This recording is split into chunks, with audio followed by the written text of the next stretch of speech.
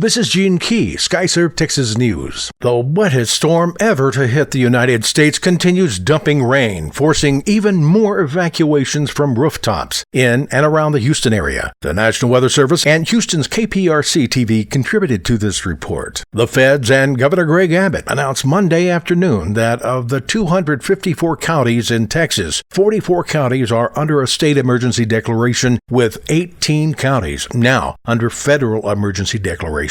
The governor activated the entire 12,000-member Texas National Guard to help as rescues continue. Nonstop rain is pounding Houston, so far with 24 inches in and around the Houston area. The National Weather Service is calling for another 10 to 20 inches of rain the next 3 days. Some areas could see a stunning 50 inches of rainfall by the end of the storm. The river that goes west to east across Houston, Buffalo Bayou, is rising because of the rainfall and the controlled release of 2 reservoirs on the northwest side of the city, growing 4 to 6 inches per hour, resulting in homes that have not been flooded to flood. The release of water is being done to prevent the destruction of the 2 World War II-era reservoirs. High water rescues in Houston continue, with over 1,000 911 callers waiting for rescue at any time. 2,000 people thus far have been saved by 20 Coast Guard helicopters and 21 shallow draft boats. Many rescues were undertaken by Good Samaritans using private boats. About 5,500 people are in Houston shelters at this time. Tragically, eventually force as many as 30,000 people to take shelter. According to authorities, some of those people will be in them a very long time.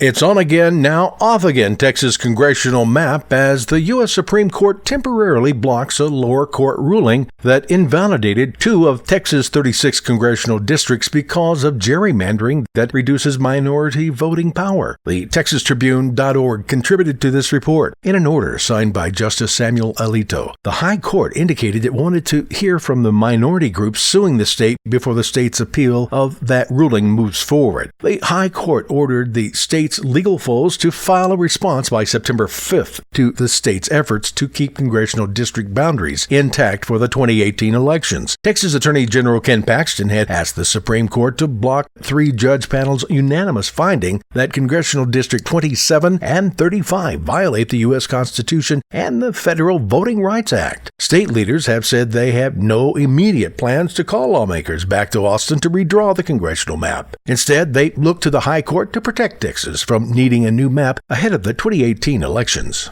Texas flood victims could see fewer protections with a new law that significantly reduces fines for insurers. KPRC click2houston.com contributed to this report. House Bill 1774, legislation that passed in Austin, takes effect this Friday, weakening current protections meant to help Texas consumers when they file property damage claims. HB 1774 reduces the penalty insurance companies face when they don't pay enough in claims, decreases the chances they will have to pay the plaintiff's attorney's fees, and protects individual agents from the adverse effects of being personally sued. Currently, if your insurance company drags its feet paying for your damages and you have to sue, the company will have to pay the penalty equal to 18% of the cost of your claim in addition to the claim. Under HB 1774, insurers who deny or delay paying claims would likely only face a 10% penalty. You should not delay in filing your insurance claims as soon as you discover the damage.